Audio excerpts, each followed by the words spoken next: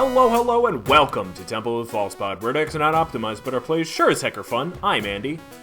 I'm Bruce. And welcome back. Had a cool week about Temple's Treasures last week, so go check that out if you haven't. Yes. Some red instants for you. Check it out after this episode, because this episode is mighty important. It's so important, in fact, that this topic we've talked about on the show probably multiple times. And, for as important as we think it is, I think we're going to do it every season. Who knows? And it's clearly not sinking in. Hey, it's okay. It's okay. We're going to keep trying, though. We're going to keep I'll trying. keep trying. Yep. If you are a long-time listener, stick around. I'm sure we'll say something new. If you are new to this show, we love the land Temple of the False God. If you didn't guess that, weird. But if you don't know, Temple of the False God is a land, comes in, and taps for 2 colorless mana. But you can only activate it if you have 5 lands. Oh, easy. No. Andy, that sounds terrible. That sounds like one of the worst lands I've ever heard. Why would anybody run that, Andy? Bruce, you're fired. People would run that because it's a land that produces 2 mana with very little restriction. Right. But I've heard the argument that if you draw it before your 5th land, then it's useless. It's a dead card. And you know what? That's valid. But if you have gotten to the point where the only land you have in hand, and this happens often, if you've gotten to the point where this scenario happens often, you draw your lands, or you draw, say 3 times, and you still don't have 5 lands, that 4th land before Temple of the False God, you did something wrong. You're either mulliganing wrong, which is a whole other discussion. Yeah. We're not talking about mulliganing here. Nope. What we're talking about here is upping your chance of getting enough land to play things. Yes. We've scoured the internet.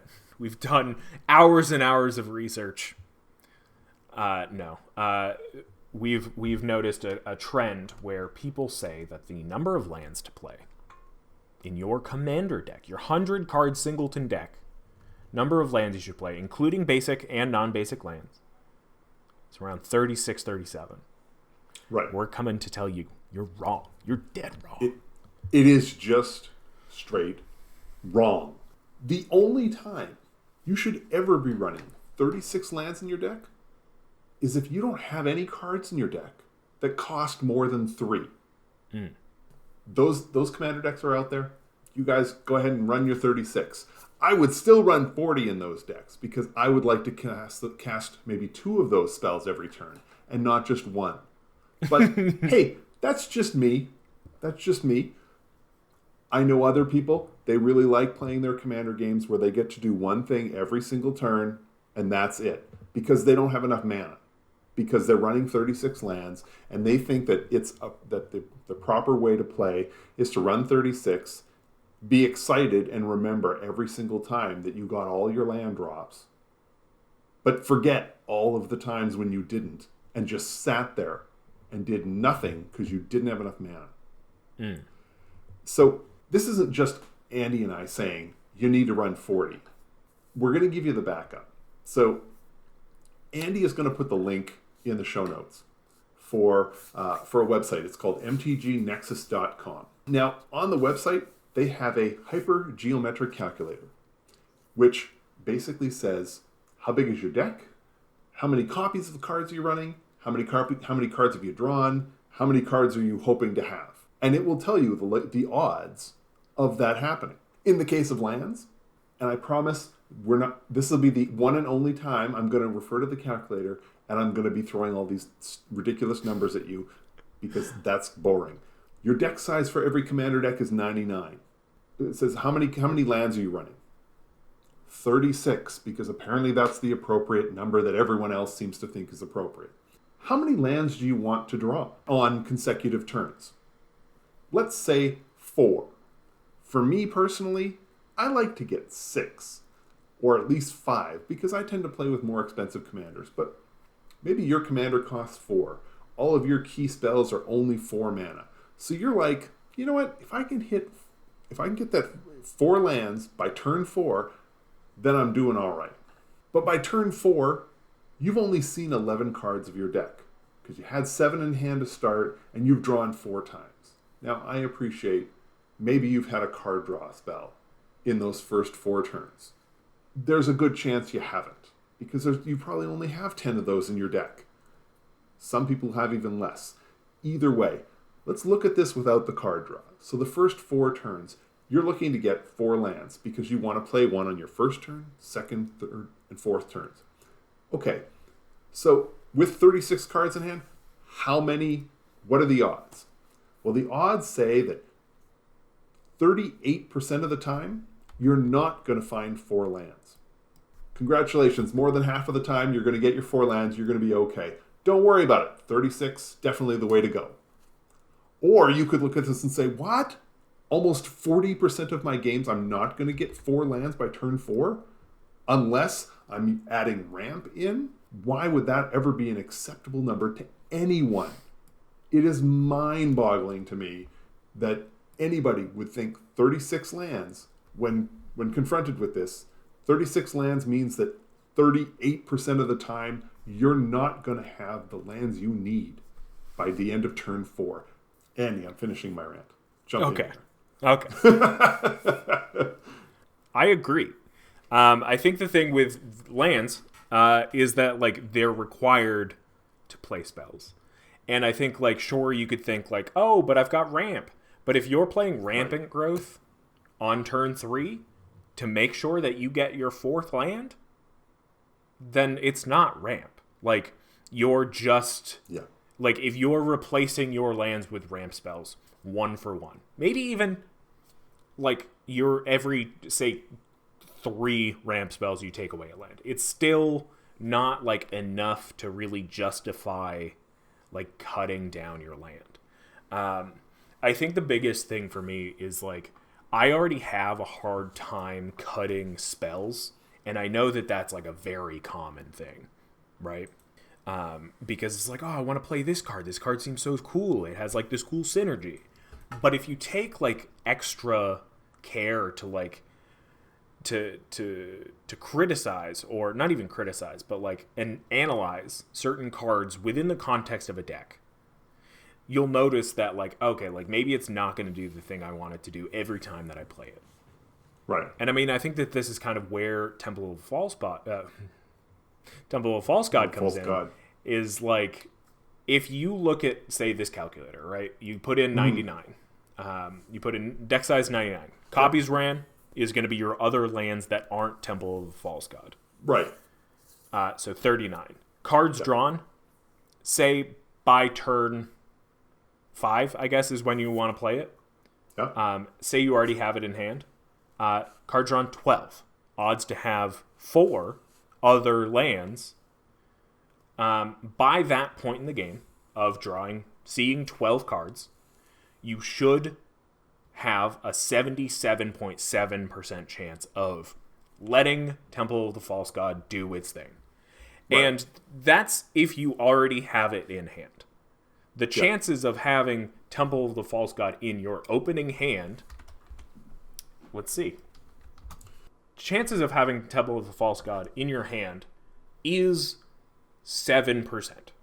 Right. So the chances of you needing 5 lands before, or 4 other lands before turn 5 is already like, you're looking at such a specific view of this card. Right. If you're drawing it later in the game, great. And that's why we defend it so much, is because like, and I will say, this is where we bring up the mulligan. Right. If you've put Temple of the False God if you've got Temple of the False God, wow, we're going to keep doing that, aren't we? If you put Temple of the False God in your deck, and you draw it on your opening hand, and you don't have enough other lands, then mulligan. Or just don't consider it a land. You don't even have to mulligan. Well, yeah. Well, if you've got 4 other lands, or say even you have 3 other lands, all you need to draw is 1 land. Then maybe keep it. But that's because you're keeping a 3-land hand, not a 4-land hand. So don't look at, when you hit turn 4 and you haven't drawn that fourth land, then you didn't play the temple wrong. Right. You were just unfortunate. That was just bad luck. You've drawn plenty more cards to be able to draw yet one more land. The odds say you should have done that. And I appreciate that other folks are saying, yeah, but my 36 lands in my deck, I was saying, what was it, 38% of the time you're not going to get 4 lands by turn 4. And then the response is, well, but then I would mulligan. I would not want to rely on my mulligan to fix the fact that I'm not running out of lands in my deck. Yeah. The mulligan. I mean, so many people mulligan simply by opening up their hand, looking at the lands, and saying, that's enough. I got enough land. I'm good. They don't look at the rest of the cards. You know what it turns out? When you have 40 lands in your deck, most of the time when you open up that first hand, you've already got the lands you need. You're looking at the rest of the cards and deciding whether or not those are worth keeping. You've moved beyond just land. So for folks who are wondering, while if you're running 36 lands, then 38% of the time you're not going to hit that fourth land by turn 4. What if you're running 40? It's 27% of the time you're not going to have the fourth land by turn 4. 37 versus 27. So instead, more frequently than just 1 in every 3 games, you're not going to have land to play. You run 40, and it's 1 in every 4 games when you're not going to have the land. Is that great? I still don't think it's great, but I'm going to run the 40. Right. Because I don't want to add even more. Right, and that's before you even draw your cards. Like, that's the chances of you finding it within the first 11 cards of your deck. Right. And again, I would argue ramp is negligible here. Like, it shouldn't really take into account. Like, there are aspects, right? Well, if your commander has ramp stapled onto it, sure. Yeah. But we're talking about general ideas. We're talking about most of your deck should be looking at 40 to be your thing. My other thing here is like what I was saying before. I already struggle with cutting cards. If you have that solid point of 40, you're gonna feel good about your draws. Period, because you're gonna be getting land early in the game, and when you get it later in the game, you now have spells to draw more out of the land. Right. So what you're doing here with having such a strict wall at 40, such a strict restriction, really, is, okay, now that I have, say, 46 or 64, 65 other cards to look at, I'm cutting it down to 59 to like really focus in, and it's making you do the critical thinking of does this belong in this deck, whether through theme, through actual use, through is it just generic good stuff. It's what you want out of the deck rather than nebulously there. Right. And that's important. It is. Andy, you also mentioned ramp. If you are running 10 different cards that help ramp your deck, the odds of you drawing one of them by the 4th turn of the game, odds of drawing 1 or less is 60%. That's 1 or less. So most of the games, when you can't get that 4th land by turn 4, you're relying on your ramp to get you to that 4th land on turn 4. Whereas if you're running 40 cards, that ramp is getting you to your 5th mana source on turn 4. And there's a good chance. There's a number of games where you're going to get the 2nd one. You can't rely on ramp. Ramp is not nearly as reliable as you think it is. There's only that's if you're running 10 cards that ramp. Sorry, what was the percentage you said? Because I have 69. Yeah. That's 70% straight up. Yeah. Of 1 or less. Right. So 70% of the time you're going to get just the one that you need to get back to where you're at. Yeah. Where you would be already if you were running 40. So I'll take my 40 and I'll take my 10 ramp spells, and I'm going to be at 5. I'm going to be at 5, have 5 mana available. I'm just going to keep rolling that way. I appreciate this becomes a tolerance level. I run 40. My games are super slow. So even if I didn't hit 4 lands by turn 4, I'm probably still okay because our games are so long. There's rarely pressure early on. How about your meta? Is your meta going to let you get away with 36 lands? Because you are definitely going to be behind on your land counts. If you've got a meta that's slow enough that lets you get away with that, you go for it. Take your chances. I would still run 40, but you can take your chances at 36. Yes. Because you've decided that based on the percentages, I'm okay with that. I don't know. I think with that too, like it then makes you rely on your meta, your play group, your even just that game. It relies on you politicking the room where it's like, oh, like I really need another land, and then I'll go off, or like I'll get to do my thing, and then it's like, well, if they don't reward you that pity, then like, okay, like you don't have a strategy out of this now. Like you're going to be the guy, right? You're going to be the guy who sulks, right? Because somebody swung at you. It's like, oh man, I don't even have my lands. Like, well, yeah, but that's your fault, right? You didn't put 40. I don't know what to tell you. And for people who are in more who are in metas that aren't as slow as mine, what is the downside to running more lands? The people keep talking to me about the downside, meaning you get flooded at the end of the game because you're still drawing more lands than everybody else because you've got 40 and everyone else has 36. Yeah. But if you're in a meta that's super fast, you're not getting to that end game anyway. You're not getting past turn 9, turn 10. Don't worry about what a 40 land card base is going to do to you on turn 15 when you need to draw an action spell, but you just keep drawing lands. Like, so, go with turn 9. Go with this. You need your lands. The shorter your game, the more you need the land. Yeah, absolutely. You have to have it right away. There's a reason people don't want to run tap lands. Because it means you don't get that land for that turn. Well, that's more important the shorter your game is. Because a higher percentage of the time, your land is tapped and you can't use it. When those of us who are playing 15 and 18 round games, when you've got a land that comes into play tapped, you're missing it for 5%. Right. And the people who are complaining about Temple of the False God are playing probably an overabundance of mana rocks. Because it's not the fact that you've got the ability to have 4 mana before playing Temple of the False God. It's that you can play it on turn 5 regularly. And that's the important part. Right. If you're running 40, Temple of the False God is rarely going to hurt you. And if you've got a land that taps for 2 mana and it's rarely going to hurt you, why aren't you running it? That's why we run Temple of the False God. It's just about your land count and the likelihood that you're going to get to those 4 lands before Temple gets played. Yeah, it's funny too to think about too. Like, we're talking about 3 different things here. We're talking about Temple of the False God as a card. We're talking about ramp, and we're talking about consistent land.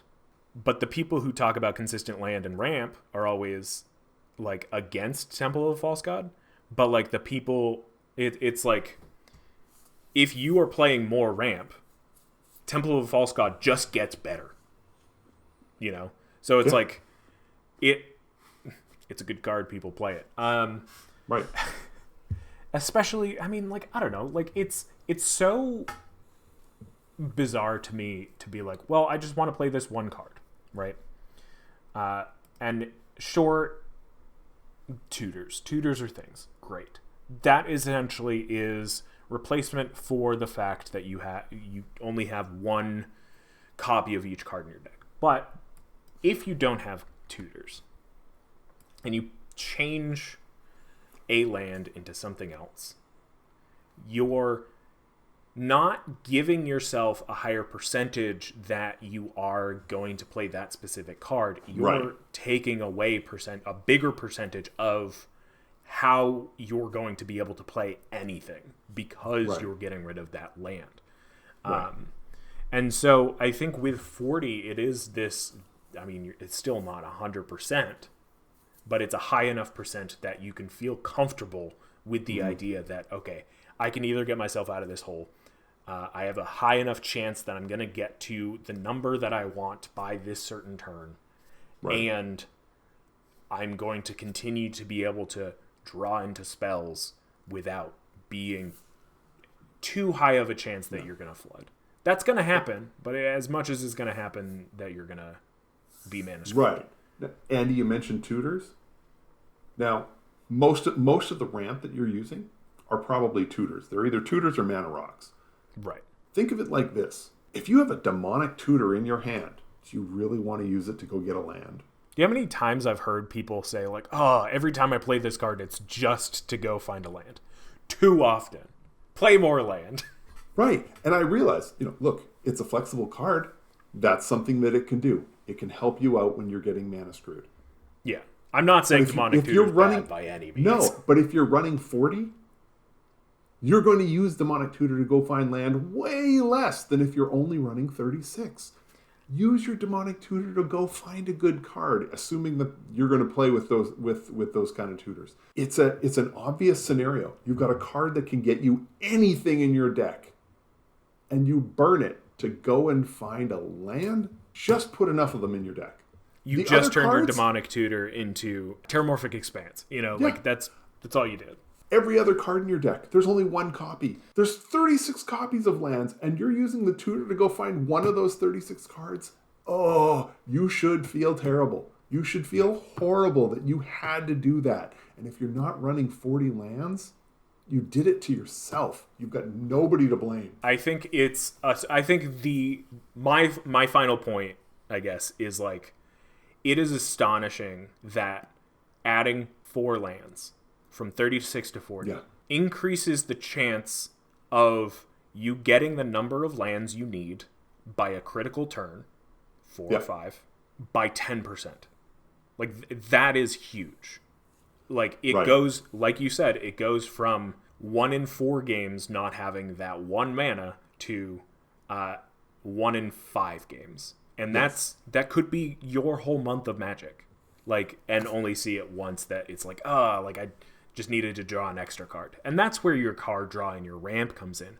But, like, if you're not drawing into that as well, then it's like, well, if just having 40 compared to 36 is critical. If you're playing Magic as a numbers game, okay, like, I'm trying to increase my odds for all these things, adding more land just means that you will be having more turns where you will be doing things. Even if you've optimized your deck and you don't have anything in there that costs more than 4, maybe one card that costs 5. More lands mean you get to play 2 of them a turn instead of just 1. Yeah. We all know this. There's a reason we put ramp in the deck. It's because we want to get past that 1 land per turn limitation. So let your deck give you that 1 land every turn and use the ramp to go get more. The difference between 36 cards and 40 means there's 4 action cards in your deck that turn into lands. Take the four crappiest cards in your deck and set them aside and then look at them and say, my deck won't run without these cards. I have to have these cards. No, you don't. No, you don't. They're the crappiest ones in your deck. You're going to be fine. Oh, for sure. You'll forget about them after 2 games. And I think with that too, like it's like I said, that 10% chance of being able to get that or more lands before that critical turn is not only essential, but if you look at it the other way, if you're taking away that 10% chance, like, think about it that way. Like, if you don't want to think about it like, oh, you're giving yourself a better chance, think about it as my first game of Commander or my first deck, right? Like, I was building a deck. It was like, put 40 cards or put 40 lands into it. This is also from like other people, other resources other than you. Yeah. It's like, all right, start with 40 lands. That's what you're doing by going down to 36 is you're getting rid of that 10% chance rather than going up to 40 to gain that 10% chance. You're getting rid of that 10% chance. You're going from 75 to 65%, or whatever it was. And that's huge. Like, you're actively screwing yourself over by putting in only 36 lands. Andy, you said it I want to say it again before we wrap. 36 lands means that 1 in every 3 games you are going to be mana screwed. Just 4 more means 1 in every 4 games you're going to get screwed. If you think that 1 in 4 games you don't want to be mana screwed, that's what 40 lands gets you. Yeah. Like, you can go above that, then you're going to probably flood out, but like, it's astonishing how high of a chance you already have just by having 40 lands. How high of a chance you have to get mana screwed. Like 25% is huge. That's a scary number. Right. And that's already by having a number that you think is too high. So, yeah. Do what you will. I don't care. Too many people look at it and say, by turn 4, I want 4 lands. That's 4 out of 11 cards. So 4 out of 11 cards extrapolated over 99 cards is 9 times more. That's 36. 36 is enough cards. And I want to reiterate, before we wrap this up fully, this is not situational. There are situations that are beyond this, sure, but those are fairly niche. We're talking generally here. Like you said, if your curve stops at 3 or 4, yeah, do the math on your own. I'll link it in below. This is so niche that virtually every single person watching, every single one of their decks should be at 40. Yeah. Trust me, you will be happier in the long run. You will mulligan less. You will have enough lands to play all of your spells every turn. You will be happier, I promise you. Yeah. So if you agree with us or disagree with us, I guess put it in the comments below. I don't care. I'll either argue with you or not.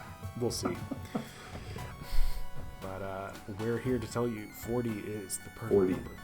40. Thank you so much for hanging out. Thank you so much for listening. We're Temple of False Pod, where decks are not optimized, but our plays sure as heck are fun. I'm Andy. I'm Bruce. Thank you if you're watching on YouTube. If you are, press that subscribe button over there. You get these directly to your feed every week on Wednesday. But that's going to do it for us this week. Have a great night. Play some Magic for me. Put in some 40 lands into your deck. Well, unless you already have 40. Make sure the number's 40. And may your 5th land, because you put in 40 lands, be the Temple. Bye! Wait. Before you go, I just wanted to say thank you for listening.